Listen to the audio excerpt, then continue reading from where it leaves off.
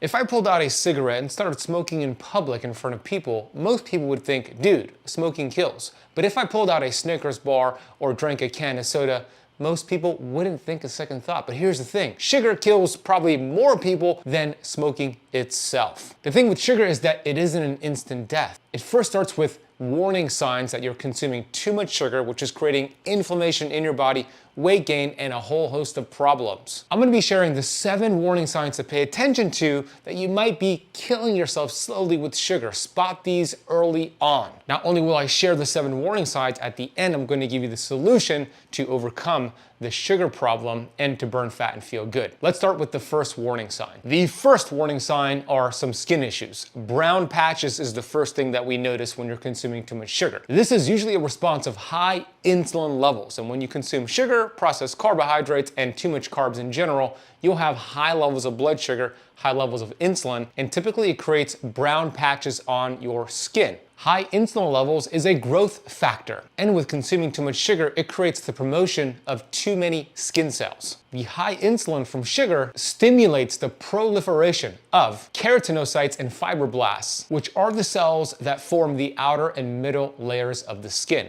Over time, this excessive growth can change the pigmentation of your skin, showing brown patches. These brown patches typically show up under your skin folds in the areas of the neck, the armpit, the groin, and sometimes even the knuckles. The other skin abnormality that occurs from too much sugar are skin tags.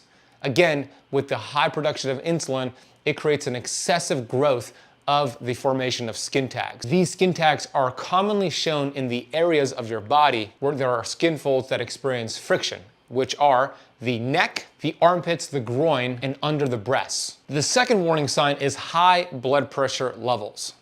And you could test your blood pressure levels by getting an at-home blood pressure cuff, or you could do it at the doctor. But typically when you have high blood pressure levels, you'll have headaches, you'll have mood swings, and you just won't feel energized. And this is because so many people, and it may sound stunning, but half of Americans ages 20 and up, that's more than 122 million people, have high blood pressure, according to a 2023 report from the American Heart Association. Most people believe that high blood pressure is a result of high salt and sodium intake. But the untold truth is that sugar is the culprit. The belief that salt consumption raises blood pressure is based on bogus science. This conventional wisdom originates from French scientists from more than 100 years ago who based their findings on just 6 patients. Eating too much sugar inhibits nitric oxide, which is a very important molecule for health and longevity and for lowering inflammation. Nitric oxide is responsible for vasodilation, which is the opening of your blood vessels. This is very important to deliver oxygen and nutrients to your cells so you burn fat and feel good. When the blood vessels constrict because of the lack of nitric oxide, because sugar depletes the nitric oxide levels, the heart has to work harder, raising your blood pressure levels. This could also show up in men as erectile dysfunction and waking up in the morning without morning wood. Not good. The third warning sign is waking up in the middle of the night, usually between 2 and 4 a.m., feeling wired and tired, having difficulty going back to bed and back to sleep. Both high blood sugar levels and low blood sugar levels, so hyperglycemia and hypoglycemia, can result in this issue with sleep. With nocturnal hypoglycemia, or low blood sugar during the night, blood sugar levels drop too low, which stimulates the adrenal glands to pump up cortisol to create glucose via gluconeogenesis, which wakes you up and leaves you wired and tired in the middle of the night. Other common issues with sleep with sugar issues is nightmares or waking up feeling like you're crying out loud or screaming. So night terrors, sweating in the middle of the night, waking up with your pajamas or your boxers that are soaked in sweat, feeling tired and irritable and confused, waking up in the middle of the night, trembling or shaking in the middle of the night, and a rapid heartbeat when you wake up in the middle of the night. The simple solution here, by the way, is to eat mostly protein and fat for your last meal of the day, which will keep your blood sugar and insulin levels stable, preventing from waking up in the middle of the night with these issues. I've also had many of my Keto Camp Academy students take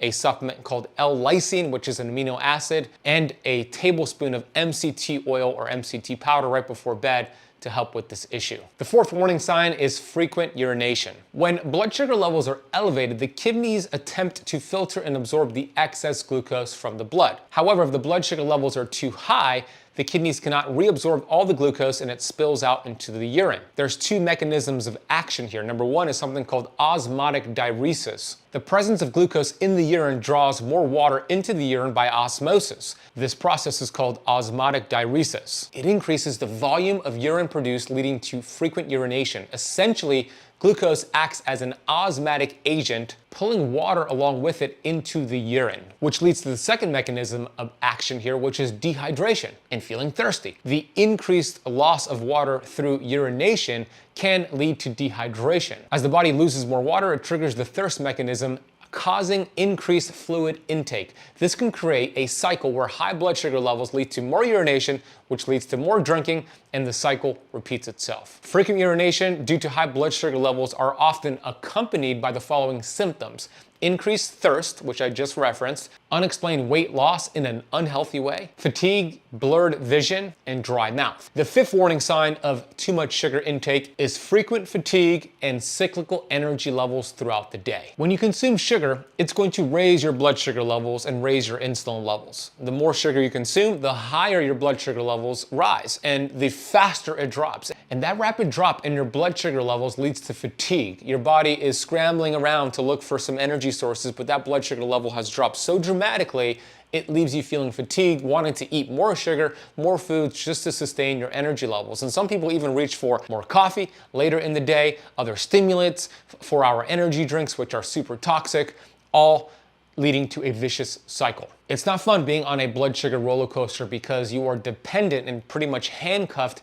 to your next snack or meal just to sustain energy levels. The sixth warning sign of consuming too much sugar is increased cravings for sugar and carbohydrates. Again, this is a vicious cycle. The more sugar you eat, the more sugar you want. It stimulates parts in your brain for dopamine and other reward centers in your body and brain to want more of the sugar and carbohydrates. This is why logically and consciously you might be thinking, I'm done eating sugar, but your body and your brain just tells you, go back to the pantry and put your hands in that box of Oreos or bag of chips or reach for the ice cream in your freezer and eat more and more and more. It leads to this emotional, mindless eating, which increases food addiction and sugar addiction. I have personally been there myself when I was 250 pounds, physically and mentally obese. It is a vicious cycle, and we got to break out of this, and I'll show you how to do that at the end of the lesson here today. The seventh warning sign is the most obvious one, and that is increased weight gain, and I'm talking about stubborn fat, the fat around your belly,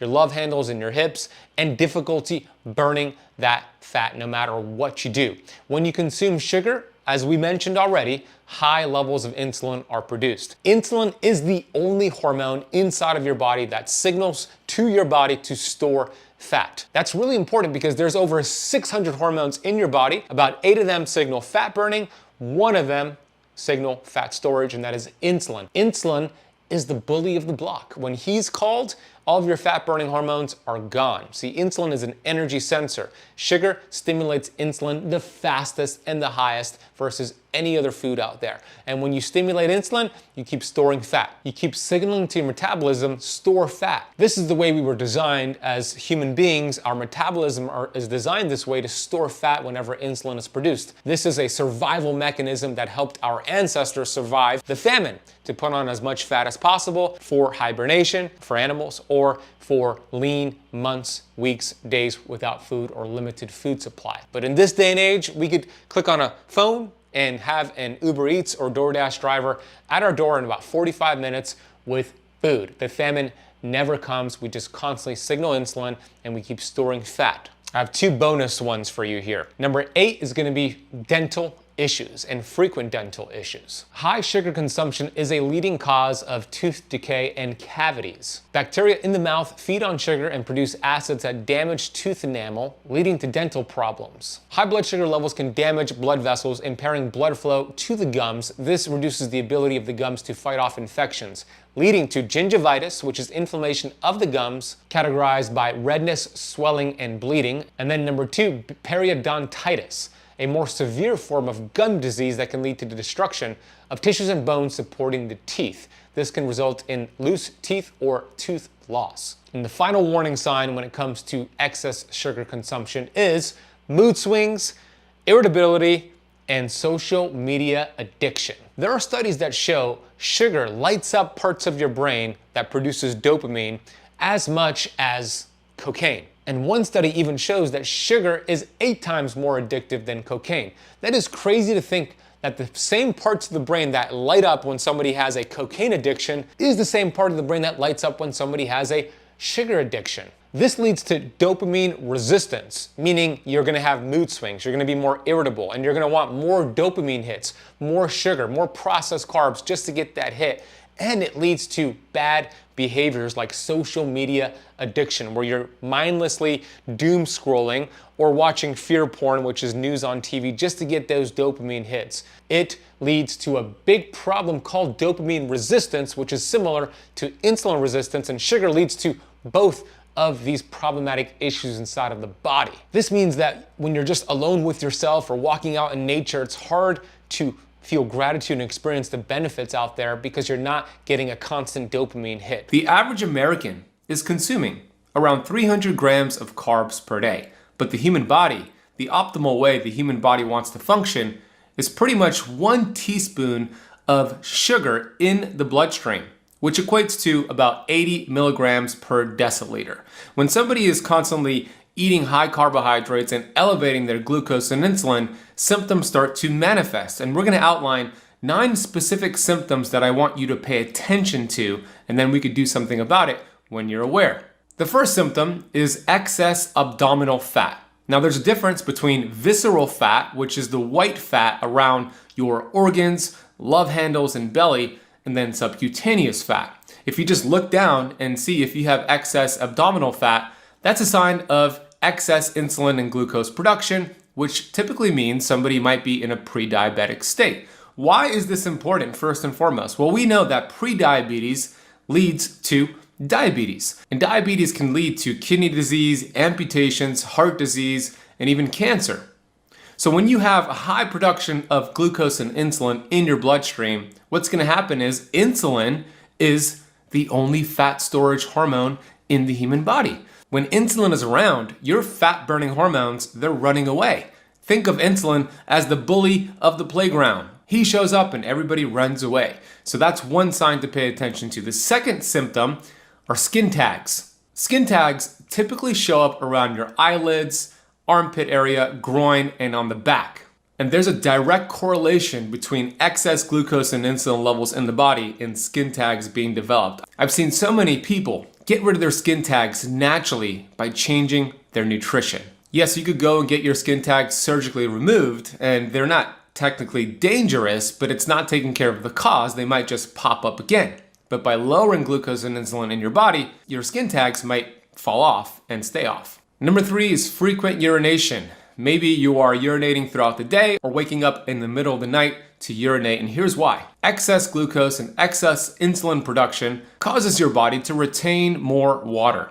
And remember, anything more than about a teaspoon or 2 teaspoons of sugar in the bloodstream is considered a toxic state. So as a protective mechanism, the kidneys start to filter out the excess glucose, and water follows glucose. This is your body's way of protecting you to eliminate excess glucose in your bloodstream through urination, which leads to symptom number 4, dry mouth and feeling thirsty all the time. When you're constantly urinating, you're also going to lose electrolytes and minerals, which is going to cause you to have dry mouth and feel thirsty, which is why so many people feel dehydrated all the time. The solution is not to drink some juice or high glucose liquids. The solution is to drop glucose and insulin so you don't have this problem going on. Number 5 is tingling feet and tingling fingers. This is because excess blood sugars can destroy the capillaries to your nerve endings. That's why a lot of people who are diabetic experience really painful diabetic neuropathy, which is their nerve endings actually getting destroyed by excess glucose. Number 6, brain fog. You walk into a room to do something, you forget what you walked into the room for. You can't remember people's names. You just feel like a fog is going on in your head. And that's because when the brain is so dependent on glucose and you're constantly having high levels of glucose, your neurons essentially get starved. In chronic conditions, this could lead to Alzheimer's and other brain disorders. That's why some people call Alzheimer's type 3 diabetes. Number 7, you're hungry all the time. You're snacking every 2 to 3 hours. And if you miss a meal, you get hangry, hungry and angry. You're irritable. You can't function. This is because your body is dependent on glucose every few hours. High carbohydrate foods do not activate the same mechanisms in your body as healthy protein and healthy fat. For example, when you are eating healthy protein, protein is awesome because it activates cholecystokinin, peptide YY, and leptin, which are chemicals and hormones in your body that tell your brain and your body you're full, put down the fork, no need to snack. Let's allow the body to tap into our fat stores for energy. When you're eating carbohydrates, it doesn't activate the same pathways.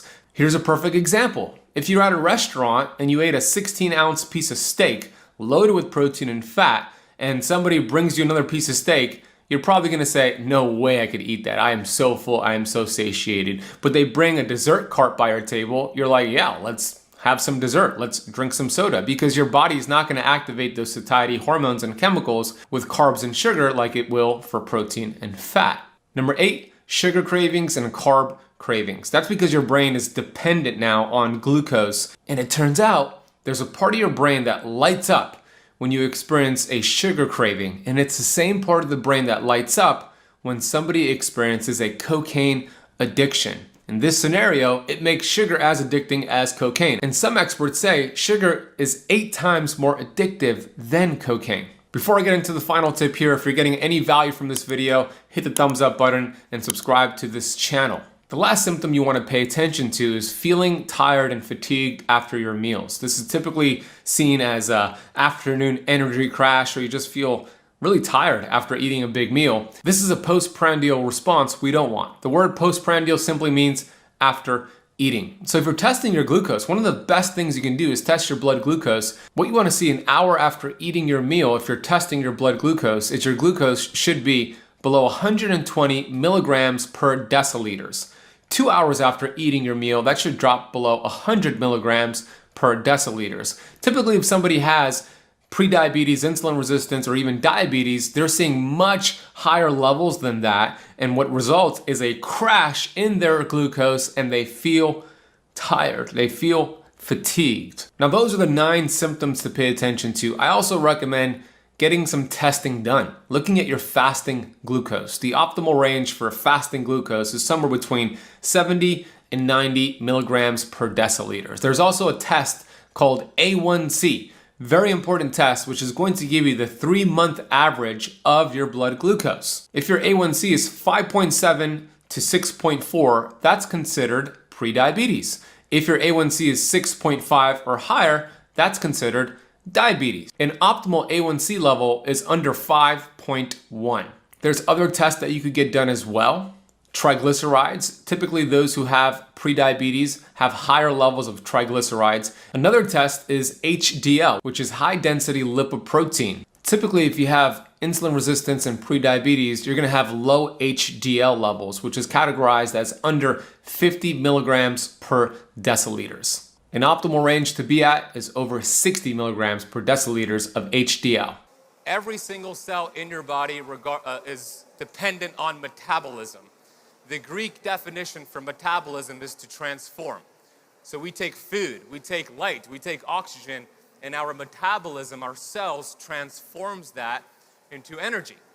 And the reason why so many people struggle with energy and they're inflamed and they have diabetes or whatever the condition is, it's a struggling metabolism. So I'm gonna share the top 5 causes to why we have metabolic dysfunction, but even better, the solutions as well. So it's great to be here with you today. Sandy, thank you for putting this on. Like Jonathan just shared, he had a great lecture. It takes a lot of work and all these moving parts to put on a show like this, so I'm grateful to be a part of it in my hometown of Miami. So, without further ado, let's get into the slides. According to the CDC and cancer.org, 1 in 3 women are diagnosed with cancer within their lifetime, men 1 in 2. 60% of Americans are diabetic or pre-diabetic. They're predicting by the year 2032, not too far from now, 1 in 2 children will be born on the autism spectrum. Heart disease is the #1 killer in the United States. A person dies from heart disease every 33 seconds. 600,000 plus people every year die from heart disease. And there's a term called lipophobia. It's a noun, a fear of dietary fat based off of 50+ years of misinformation and propaganda. What do I mean by that? Well, if I asked, not here, because we're smart and we're forward thinking, but if I asked 100 people on South Beach, what is the cause of heart disease and heart attacks and strokes? What are they going to say? High cholesterol, right? We've been taught high cholesterol, stay away from saturated fat. And it's thanks to this guy. How many of you know 𝙁𝙁 �々𝑃ℎ? Anybody know 𝙁𝙁 �々𝑃ℎ, the history of 𝙁𝙁 𝘬𝑃ℎ? Okay, not a lot of you, but this is the reason why we have been thought to believe that fats cause heart attacks. 1950s, working with the US government, and he had a hypothesis that the countries that have the highest rates of heart disease are the countries that consume the most amount of saturated fats and cholesterol. So he surveyed 22 countries, but he only published 6 of them because the other countries didn't fit his hypothesis. And the 6 countries he published, he claimed that they were consuming saturated fat, but they were eating trans fat margarine. The government believed his lies, and to this day, 2024, even though this is the 1950s, we're dealing with the misinformation because a lie told often enough becomes the truth. Didn't we see that the last few years with COVID?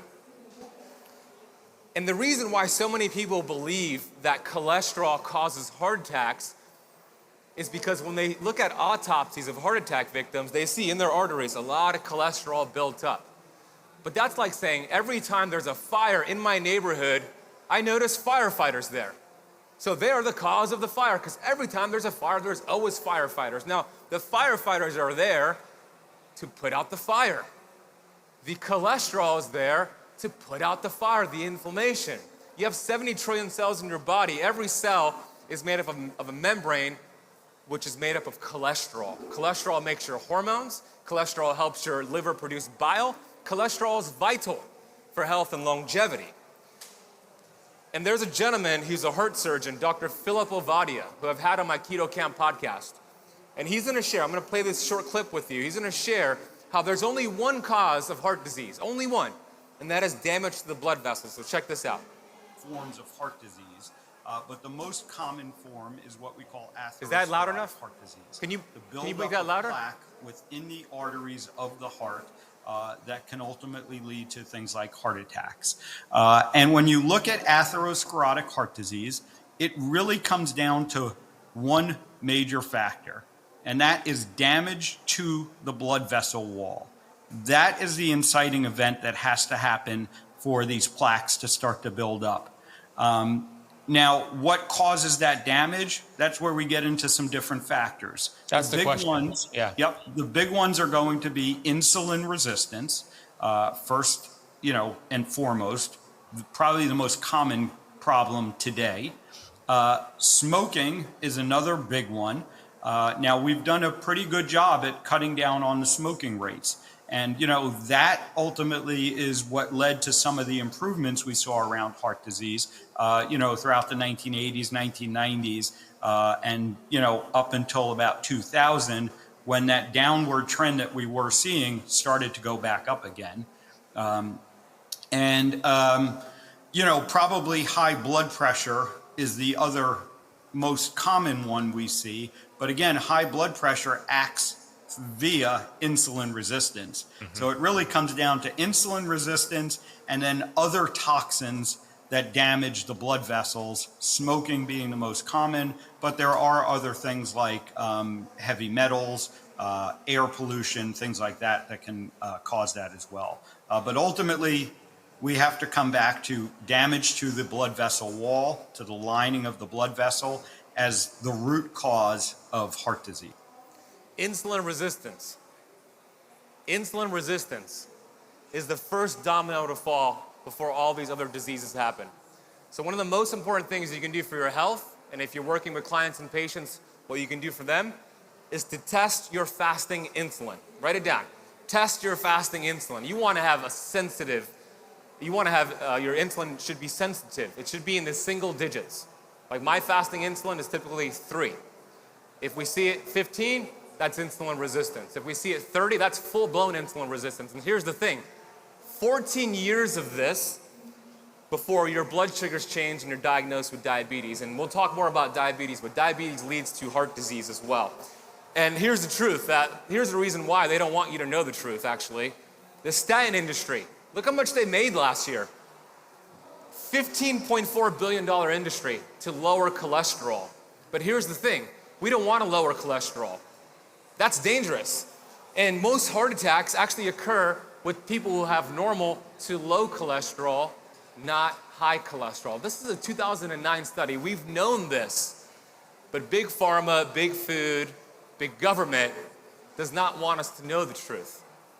My goal, and I know a lot of the speakers here, is to strip the power away from big pharma and to give it to you, to your community.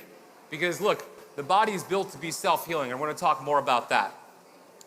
I also had Nathan Bryan on my podcast. I think he's around here. He's a friend of mine. He's a nitric oxide researcher, Dr. Nathan Bryan. He's great. He's got some great products. And here's what he shared. It's a 60-second clip about low cholesterol, 200 or less, and what it does to block nitric oxide. Check this out.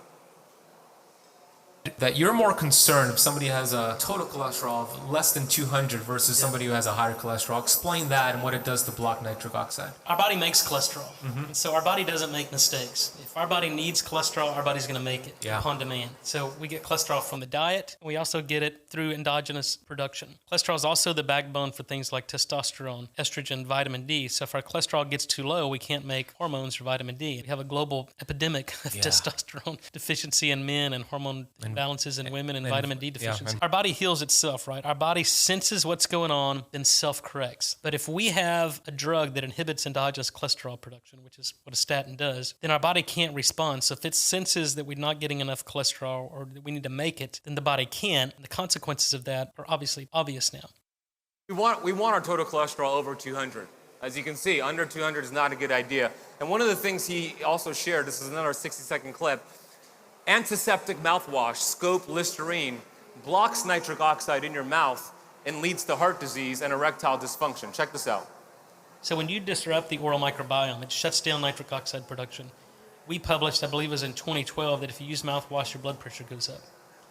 I was on the doctor's show several years ago revealing that if you use mouthwash, you lose the cardioprotective benefits of exercise. So think about this. You try to do all the right things. You try to eat a good diet. You try to get moderate physical exercise. But if you use in mouthwash, you eliminate the entire cardioprotective benefits of everything you're doing. So, there's a reason we don't take an antibiotic every day for the rest of our lives, because of the disruption in the gut microbiome. It's like dropping a nuke. It'll take care of the bad guys that we want to get to, but also the civilians it's collateral damage that causes systemic, it wreaks havoc on the body. The microbiome, the bacteria that live in and on our body outnumber on cells 10 to 1. So we eradicate those to our own demise. So we have to maintain a healthy microbiome. So no mouthwash. That's the next tip right there. What would you say, if I asked the average person what causes heart attacks, they're going to say, obesity, smoking, bad fats, high LDL cholesterol, and all of that may be true. But there was actually a book in the 1980s that came out from Dr. Larry Dossey, a medical doctor, called Recovering the Soul. I mean, just the title alone inspires me. I just love that title of the book. But this study in the book showed they could predict when Americans have their first heart attack. More heart attacks take place Monday morning in the United States between 8 and 9 a.m. That's the majority, 85% of the American public, according to studies. Why? Look at the bottom sentence. Going to jobs they hate, not living a life on purpose with their purpose, mentally stressed, 85% of the time. That's because most people tiptoe their way through life hoping to land safely on death's door. But when you live on purpose with your purpose, it's one of the best biohacks you can do. And by the way, towards the end of my lecture here, I'm going to give you the single greatest biohack that you could ever implement, and it's free, and it'll upgrade everything you're doing with your nutrition and with your health in general. Ketones is something that I study a lot. I teach keto, and there's actually a protective effect when you're in ketosis. A lot of people think keto is going to cause a heart attack, when in reality, ketones have a protective effect on the heart. Ketones signal to the mitochondria to reproduce and to actually create mitochondrial biogenesis. So when we think about how God built the human body, and I mentioned this yesterday during the panel, the cells in your body that are most metabolically active and needed for survival are the cells that have the highest concentration of mitochondria. The brain, the eyes, the ovaries, the testicles, etc. Regions of the brain could have over 1 million to 2 million mitochondria in a single cell, ovaries 100,000. So that's how important the mitochondria are. But the heart is also loaded with mitochondria, and you can see ketones have a protective effect on the mitochondria. Although ketones may provide supplemental fuel for the energy-starved heart, their cardiovascular effects appear to extend far beyond cardiac energetics. Indeed, ketone bodies have been shown to influence a variety of cellular processes, including gene transcription, inflammation, oxidative stress, endothelial function, cardiac remodeling, and cardiac risk factors. And tomorrow, Dr. Mansour is going to give you a masterclass on ketones, by the way, so stay tuned for that. So what percentage of American adults are healthy, metabolically flexible? It's not a lot. This is a study showing, in terms of obesity, in 1985, I'm going to play this video. There's no audio, but I want you to pay attention to the rates of obesity as it's progressed throughout the years. Check this out. So you can see, 1989, 1990, we're reaching 10 to 14% in some states. Now we're at 15 to 19% in some states. As we move into the 2000s or late 90s, we see some states with over 20%, and it keeps going and keeps going and keeps going in the wrong direction. But here's the thing, recent studies also show that 12% of Americans are metabolically healthy. I'll say this a different way, 88% of Americans are metabolically unhealthy. I call them, they're in a keto deficiency. They really could use keto. Recent studies also show it's closer to 93% of Americans are metabolically unhealthy, meaning only about 6.8% of us are metabolically healthy. I think we're all here at this conference this weekend. I'll say that they're all in a keto deficiency. Look, there's nothing new about keto. It's just the metabolic state. The people that have a broken metabolism, they're burning sugar. They need to burn fat sometimes. And that's what keto is. Harvard is predicting by the year 2030 that 50% of the population here in the great land of America will be classified as obese. We have a problem, but here's the thing. In the 1970s, it's very uncommon. Dr. Robert Lufkin is back there. His book talks all about this. So why are so many people metabolically inflexible? First of all, nobody has a weight problem. It's a weight symptom. I used to be obese and suicidal and depressed, physically obese, mentally obese. This is 2008, that photo of me on the left. And I changed my metabolism. I changed my thoughts. I implemented the things I'm about to share with you, and I transformed my health, right? Anybody can do it. I was broken. I was on the internet looking for ways to end my life. I was ready. Then I took ownership and responsibility, and I changed my health. And anybody could change their health. The body is so well equipped to do so. And I have this book, Keto Flex. I have 50 copies to give away after my lecture. I'm going to give away a few during this lecture too. But you can see some of my colleagues have endorsed it. Dr. Fung, Bickman, Cynthia Thurlow, Megan Ramos, etc. I get to share the stage with friends and colleagues all over the world. And here's the goal: to become a genius. Einstein said intellectuals solve problems. Geniuses prevent them. How much better is it to be proactive than to be reactive and treat symptoms? So let's get into the 5 root causes, top 5 root causes of metabolic dysfunction and disease. Number 1, toxins, environmental toxins. Let's talk about this real quick. According to the Environmental Working Group, they examined the cord blood of newborn babies, and here's what they found. They began life exposed to 287 of the 413 toxic chemicals that were studied. 180 of them were known to cause cancer. Cancer rates in children have risen 67.1% since 1950, and according to the Columbia School of Public Health, 95% of cancers died in environment. Let's start with the low downstream stuff. Plastics. This study showed the average person eats a credit card every single week. 5 grams of plastic. From plastic water bottles, heating up plastic Tupperware. So what's the solution? Glass. Drink out of glass bottles as much as possible. Stay away from plastic Tupperware. These toxins, as you're about to learn, get stored in your body fat. So plastic is an issue. Receipts. Thermal receipts. When you go to Whole Foods, when you go to the gas station and they ask you for your receipt, always say no. Here's why. They did studies on receipts, and they found that these receipts contain BPA, which is a toxin that is 250 to 1,000 times greater than the BPA found in cans and food. So say no to receipts. Look at your credit card statement online. And it's really not about calories. We have this obesity issue, but it's not really an obesity issue. That's the symptom of something that's happening. It's toxins that are actually causing metabolic dysfunction and diabetes. And I think it's a big disservice when we have health influencers, doctors, dietitians telling their patients and clients, you're overweight, just eat less and move more. How many of you have been taught that or heard that before? Just eat less and move more, right? The old dogma. That's like saying, hey, Warren Buffett, who's a wealthy man and I want to learn how to get wealthy. I asked Warren Buffett a question and he chooses me and he goes, go ahead, Ben, what's your question? And I say, Warren, how do I get rich like you? And he looks at me and he says, that's easy, young man, just spend less than you earn. Okay, that makes sense, but it's not giving me the solution.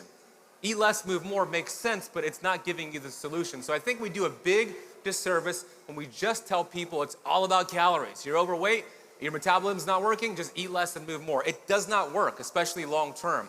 Now these toxins are the new paradigm.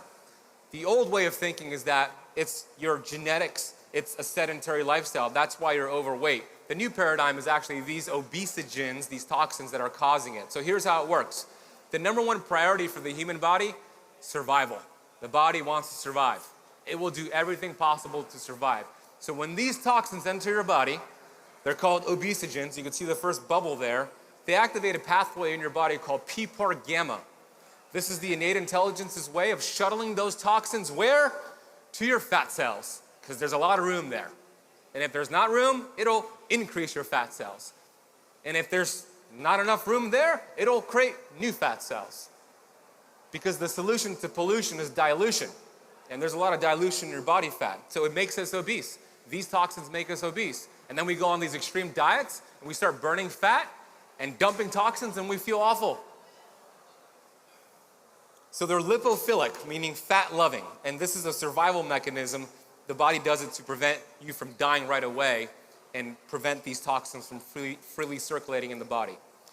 There's a new classification, you can see all the way at the bottom there, called diabetogens. These are chemicals that enter the body, kill the beta cells in your pancreas that produce insulin, or disrupt their function, which leads to diabetes. So the higher your stress bucket, the higher your toxic load, the more symptoms you're going to have. And I'm going to relate this to the biohacking space in a second, but you can see that bucket, you have 70 trillion cells, so you have 70 trillion buckets in your body. If you have a lot of toxins and trauma and infections, it's going to lead to the symptoms. But with biohacking, here's the thing. I love biohacking. I love this expo. I love being a part of the biohacking space. I see a lot of people whose stress bucket, their toxic bucket is so full, and they hear about red light therapy, cold plunging, they hear about different things. Let me go back a second. And they do too much. And they violate a principle called hormesis. How many of you have heard of hormesis before? Y'all are smart. Yeah, half of you have. So hormesis is one of the most important things you can view your health through. And I'm going to explain, this is the definition according to Wikipedia, a phenomenon in which a harmful substance gives a stimulating beneficial effect to living organisms, humans, when the quantity of the harmful substance is small. Let me explain this a little bit better. Exercise is the perfect example. So you can see that green graph right there, that hormetic zone. You're a couch potato, let's say, and you decide to go exercise.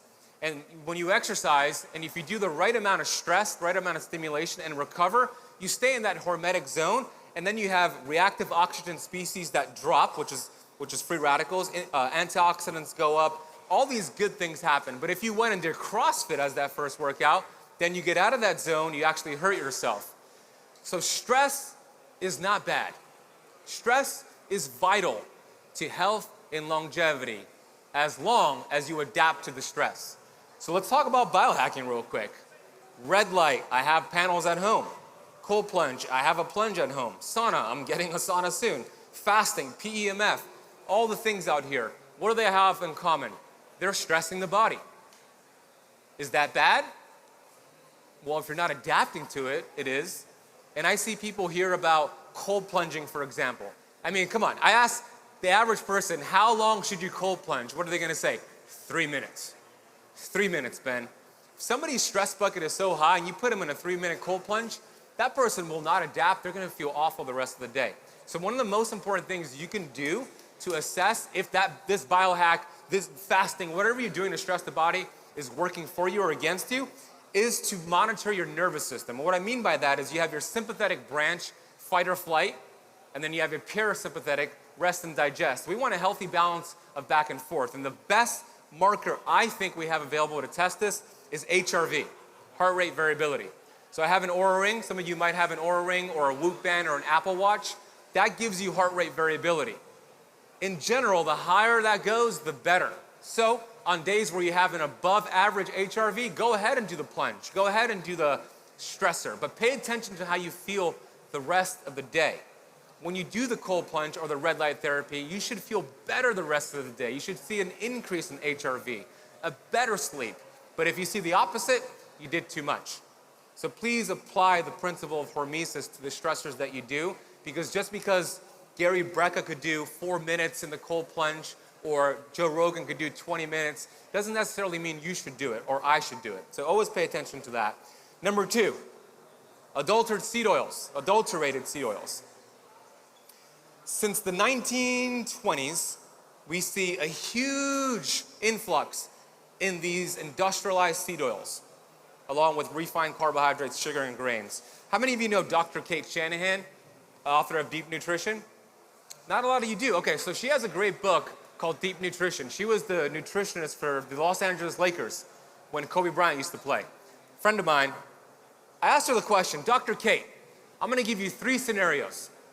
Which scenario is going to lead to disease faster?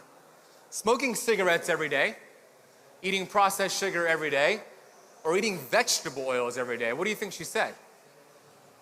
The vegetable oils? Yeah, you're smart. She said, that's an easy question, Ben. Hands down, it's the vegetable oils. She said, look, smoking's not good for you, but once you finish the last puff, that damage is done. That cigarette smoke is not being stored in your body fat. Processed sugar, not good for you, but what happens after you get a big glucose spike? It goes back down. But these vegetable oils called linoleic acid, the half-life, meaning if you stopped eating them today, the half-life, half of them will still remain in your body 680 days later. 2 days later, inflaming your cells, your mitochondrial membranes. It's a problem. So I'm going to give you a list of the ones you want to avoid in a second. But the reason they're so problematic is because of the way they're processed. High temperatures, chemical agents, it adulterates it, and it's needed for a long shelf life, but it shuts down oxygen transfer. Not good. So here's the list. The ones you want to avoid. Do an audit at home. When you're at a restaurant, make sure you're avoiding it. Canola, which is called rapeseed oil in the UK. Corn, soybean, cottonseed, safflower, peanut, sunflower, grapeseed, rice bran, and yes, fish oil is considered a bad fat as well. We want to swap them for saturated fats and monounsaturated fats. Olive oil, avocado, grass-fed butter, ghee, duck fat, lard, coconut oil, beef tallow. And here's a rule of thumb. When you're cooking with foods, when you're cooking with fats, animal fats are best. When you're using salad dressings and dips, more plant-based, fruit-based fats are best. So for example, cooking would be better with grass-fed butter, ghee, duck fat, lard, and beef tallow. Dressings and dips, more of the other ones. When I go to restaurants, I drive my fiance crazy sometimes because when I have this seed oil allergy card. Let me go back a second before I reveal that. I tell the server I'm allergic to vegetable oils. We did it last night, right, Paul? And I tell them that because I don't want to eat vegetable oils at restaurants, right? We were there, I showed them my seed oil allergy card. They pay attention when you say it is an allergy versus a preference. So for years I've been telling my students to do this, and I created this. It's called a seed oil allergy card. And on here it tells the chef, I'm allergic to these bad oils, please swap them for this. You could download the digital version of it, but I have some gifts for you. So after my lecture, where are they? Here we go. After my lecture, I'm going to be right there. I have 50 books, and I have 50 of these metal business cards that have the seed oils on them. So would you like this? Would you guys, yeah? Yeah, so as soon as we're done, head over there. I have 50 of these. It's this, but printed out for you, and you just show it to the server. It works like a charm. So that's what I was saying right there. Keto Flex and then seed oil cards. Okay, number 3, glyphosate. Stephanie Seneff has shown, and Nancy Swanson, strong correlations between glyphosate and disease. Glyphosate Roundup, herbicides, pesticides, atrazine, everywhere. And here are some strong correlations between the application of glyphosate and dementia, diabetes, autism, Alzheimer's, and also Parkinson's. Glyphosate rips open your tight junctions. Glyphosate forces heavy metals deeper inside of your tissues. Glyphosate is a problem. When you think about, how many of you have been to Europe before, Italy or anywhere in Europe? What do they have, what's the difference between the people in Europe, let's say Italy for example, and here in the United States? What's the biggest difference? But with the people, not the food necessarily, but the people. They're not at stuff, yeah, they're not as overweight there. They're not as obese. Do they have more gyms there? Is that why? No, they have a fraction amount of the gyms. So what's the difference? They banned glyphosate years ago. They banned red dye 40 and all these ingredients for us, for them. But here in the United States, they're not banned. And that is the biggest difference right there. So we want to eat organic, non-GMO as much as possible. B minerals, fulvic and humics, great way to get rid of glyphosate as well, so maybe consider that.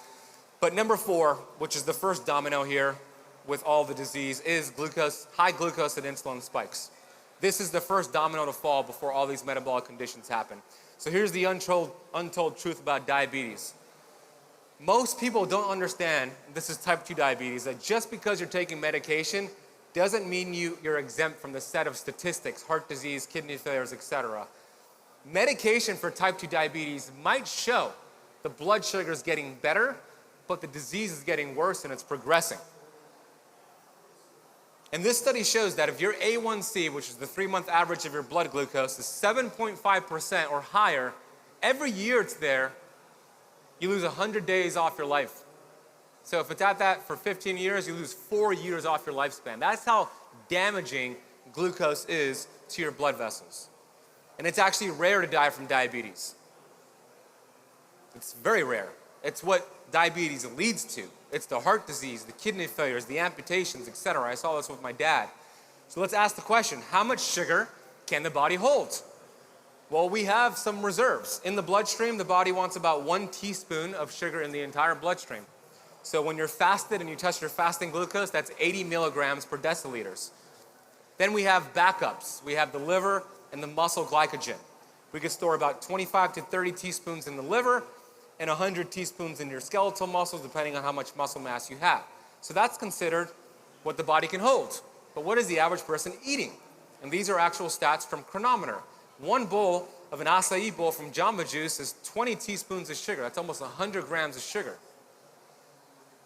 Lucky Charms, 12 teaspoons of sugar, 60 grams in 2 servings. Oatmeal, which by the way is typically loaded with glyphosate, 2 servings is 10.4 teaspoons, 52 grams. Orange juice, same thing, 10.4 teaspoons. So you can see what's happening with this high sugar load, and combine that with the average American eating 17 to 23 times a day, snacking and grazing, they're raising glucose and insulin 17 to 23 times per day. The body is not equipped to handle that.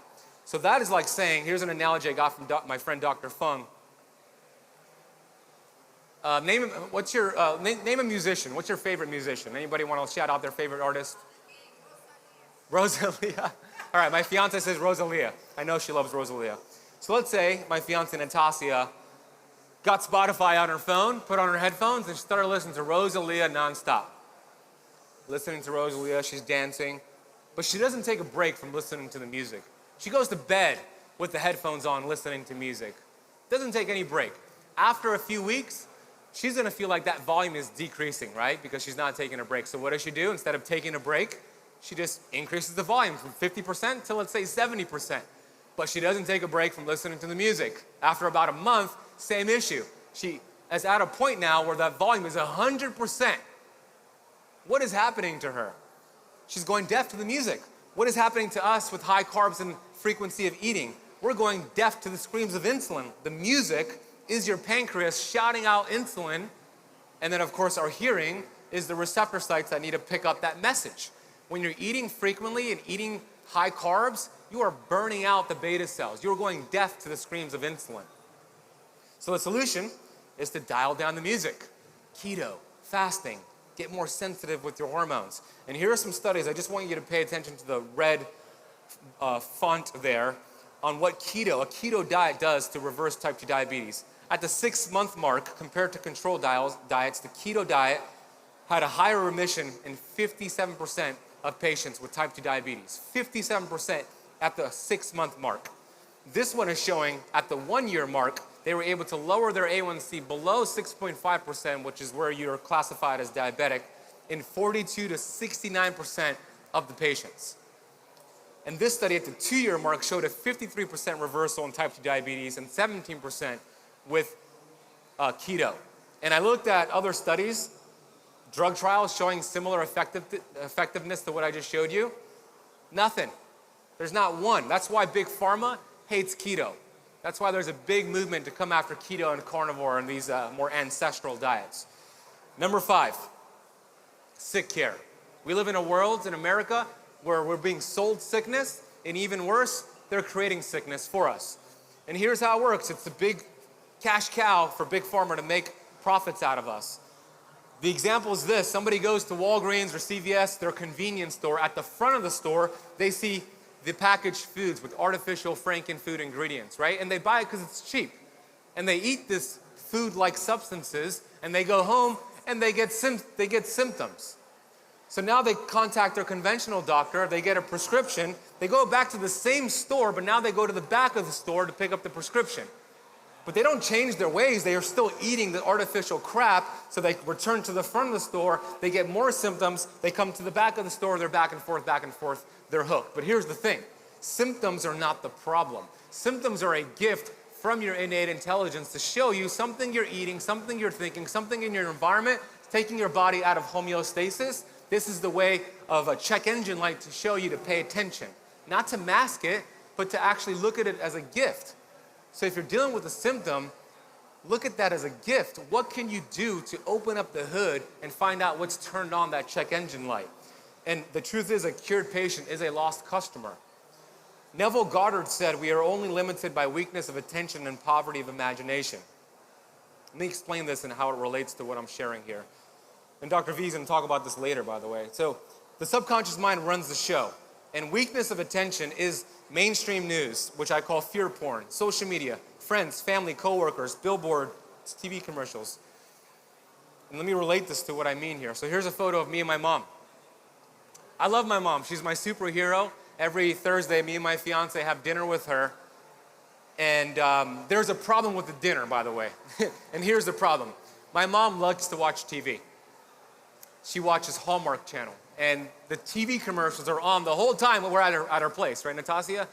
And I'm seeing all these commercials for this medication, fast food, medication, and I'm wondering what percentage of these commercials on TV are funded by Big Pharma? And I'm going to ask you the question. This is the first question.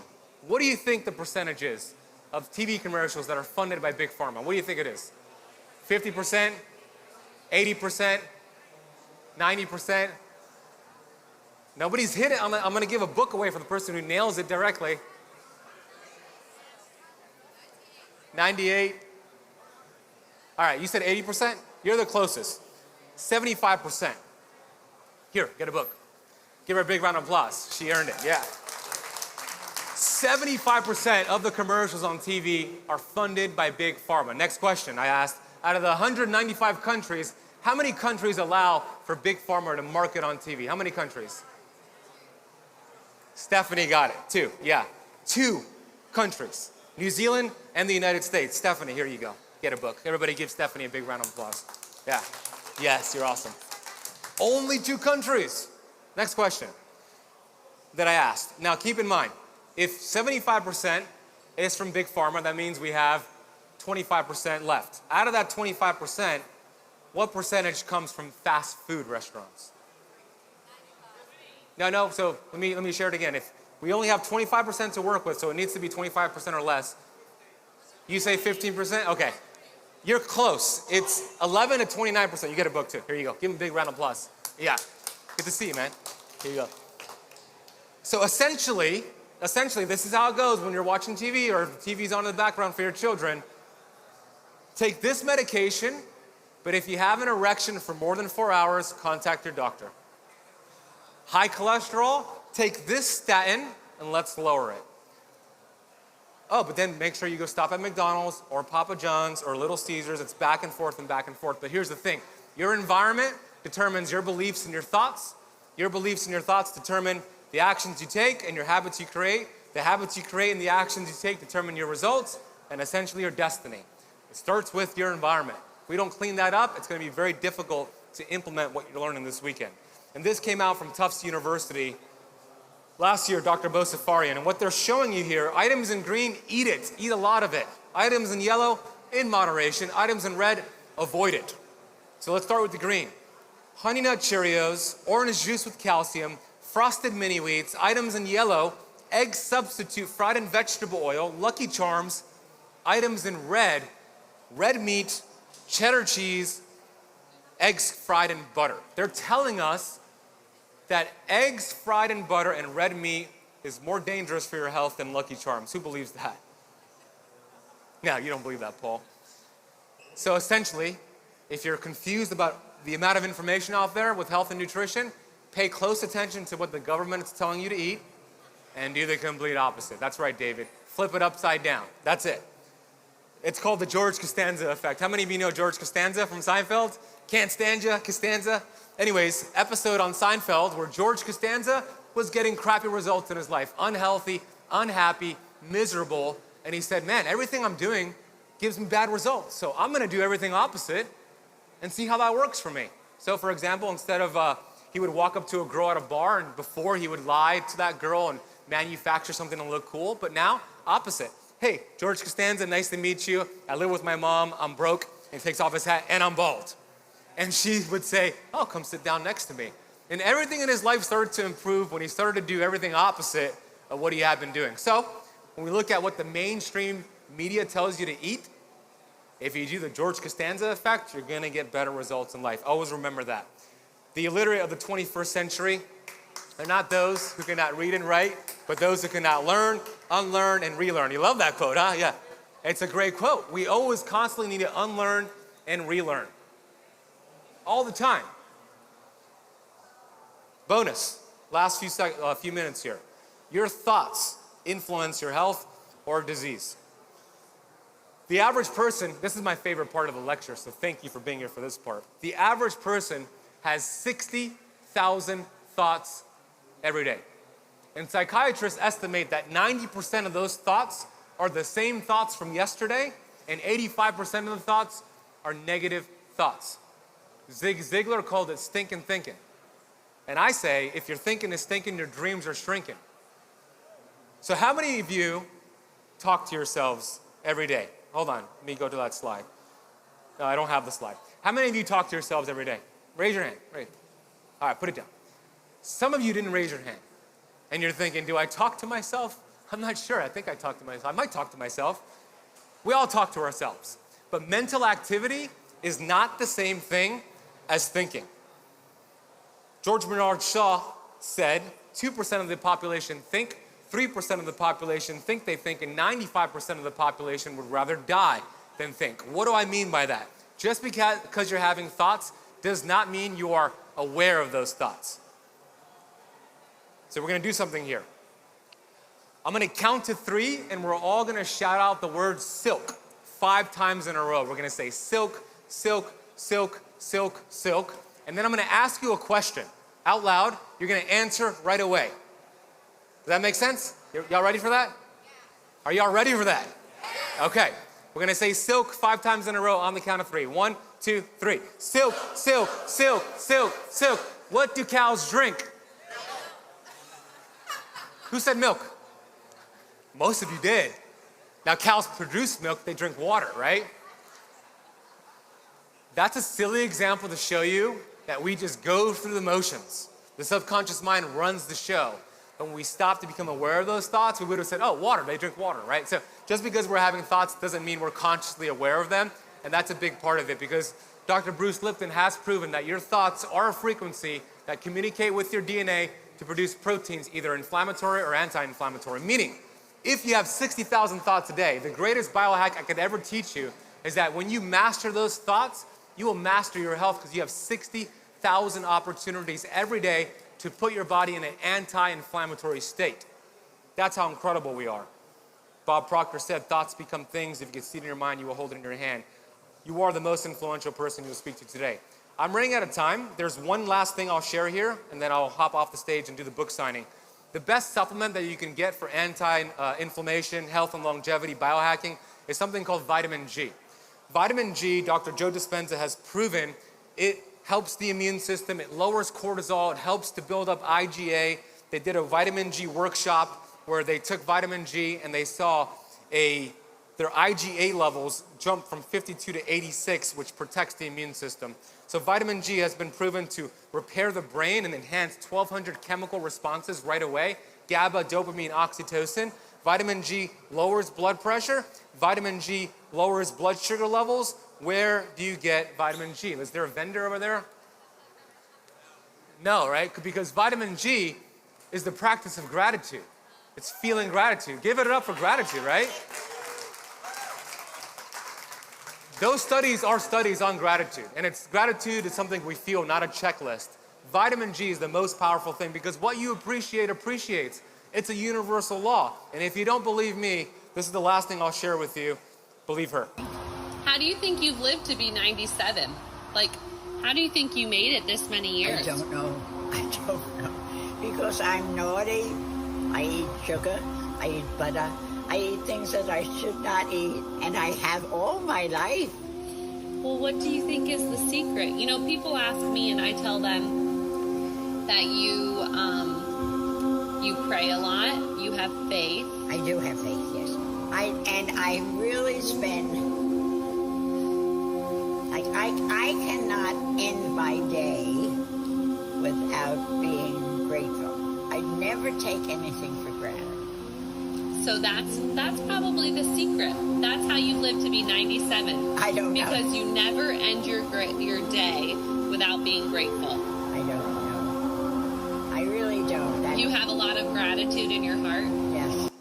What if I told you that some of the most dangerous signs of heart disease are so subtle, you might never even suspect they're putting your life at risk? These stealthy symptoms can easily be mistaken for everyday health issues, leading to a false sense of security. Ignoring these warning signs could mean missing the critical opportunity to prevent a catastrophic heart event. In this lesson, I'm going to be sharing with you 7 warning signs your body is trying to warn you about regarding heart disease. The first warning sign is shortness of breath. If you find yourself having shortness of breath from maybe climbing some stairs or walking to the grocery store from your car or picking up some bags, and it's happening on a frequent basis, this could be a sign of heart problems. This occurs because the heart may not be pumping effectively, leading to a fluid buildup in the lungs. If this is happening on a persistent basis, it could be a red flag for heart disease. When fluid accumulates in the lungs due to heart failure, it impedes oxygen exchange, making it difficult to breathe.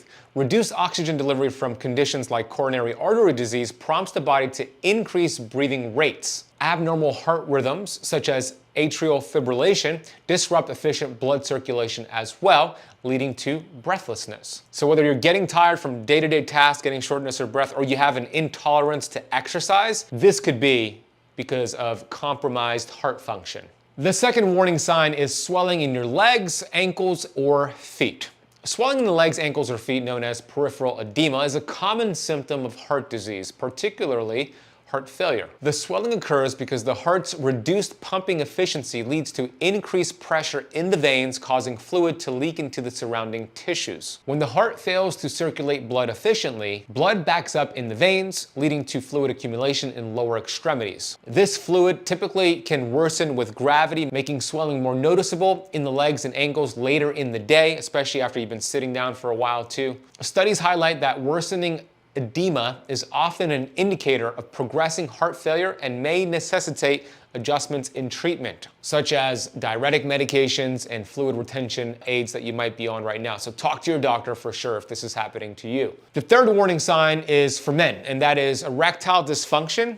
And there's even something else which I'll get to with men, but erectile dysfunction is a huge red flag that you are at risk of heart disease. A study published in the American Association journal called Circulation, this study analyzed data from nearly 2,000 men with an average age of 69 years old.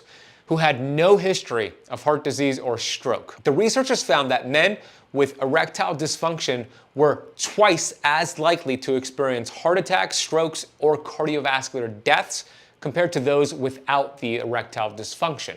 This association remains significant even after adjusting for the other risk factors like diabetes and high blood pressure. The study emphasizes that erectile dysfunction is a strong predictor of cardiovascular events and that men with ED should undergo comprehensive cardiovascular evaluations to detect and mitigate risks early. Another study, which was a prospective cohort study from the 45 and up study, this large-scale Australian study included 95,038 men aged 45 and over. The researchers found that men with severe erectile dysfunction had significantly higher risk of cardiovascular diseases, including ischemic heart disease, heart failure, and peripheral vascular disease compared to the men without the erectile dysfunction. The study highlighted that the severity of erectile dysfunction correlated with an increased risk of cardiovascular events and all-cause mortality. Here's the link between erectile dysfunction and heart disease. Both erectile dysfunction and heart disease is primarily due to shared vascular and endothelial function. Both conditions are associated with impaired nitric oxide production, which is crucial for vasodilation and proper blood flow. Atherosclerosis, for example, a common factor in both erectile dysfunction and heart disease, involves the buildup of plaque in the arteries, leading to reduced blood flow, chronic inflammation, low testosterone levels, and an autonomic nervous system that is dysfunctioning further exacerbate these conditions. So if you're a guy watching this and you have erectile dysfunction, the good news is that there's some natural ways to overcome this. That's outside the scope of this video, but just know that it is a red flag. And let's say you don't have the issue of erectile dysfunction, but you wake up in the morning without morning wood on a consistent basis. Those could be even early warning signs before it leads to erectile dysfunction. I will tell you this, one of my favorite supplements for naturally increasing testosterone in men and women, because it's important for women too, it's called Upgraded Tea by Upgraded Formulas, and I'll drop a link and a coupon code for you to get that product if you want to use it. The fourth warning sign is lightheadedness and dizziness. Lightheadedness and dizziness can be an indicative of heart disease due to several mechanisms. Cardiovascular conditions like arrhythmias, heart attacks, and even heart failure can reduce blood flow, leading to a sensation of dizziness or faintness. This occurs because the heart may not pump enough blood to maintain adequate oxygen to the brain. Additionally, conditions as in sudden drops in blood pressure can trigger dizziness upon standing or during stressful events. The fifth warning sign is persistent coughing or wheezing.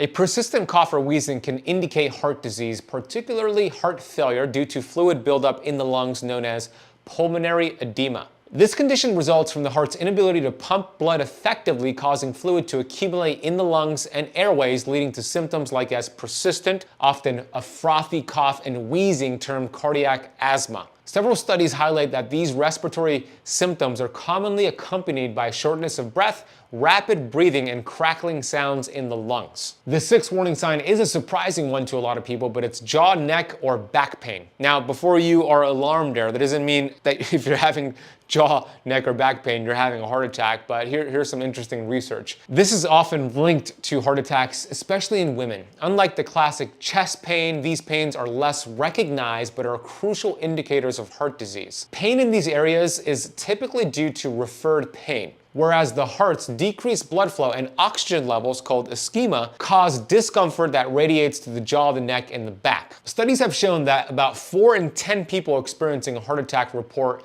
oral facial pain, including jaw pain.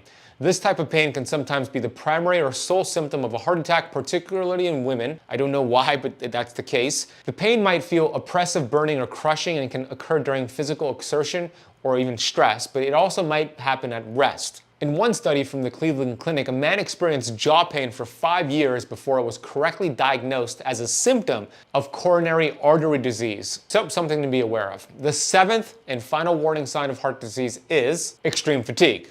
Now, it doesn't mean if you have extreme fatigue, you have heart disease, but check out this research. Unlike typical exhaustion from daily activities, extreme fatigue is associated with heart disease and can feel overwhelming and persistent even after resting. This symptom often appears unexpectedly and can significantly impact one's ability to perform everyday tasks. It occurs because the heart's reduced efficiency in pumping blood results in insufficient oxygen and nutrients reaching the body's tissues, leading to a constant feeling of tiredness. Studies have shown, and I'll reference them down below, that individuals with coronary artery disease or congestive heart failure often report extreme fatigue as an early warning sign, sometimes even become more classic symptoms like chest pain or shortness of breath that could also become apparent after. Now that you know the 7 warning signs, I don't want you to freak out. I know that we could have a tendency to say, oh my gosh, I have heart disease. It doesn't mean you have heart disease, but here's the thing. Einstein said, intellectuals solve problems,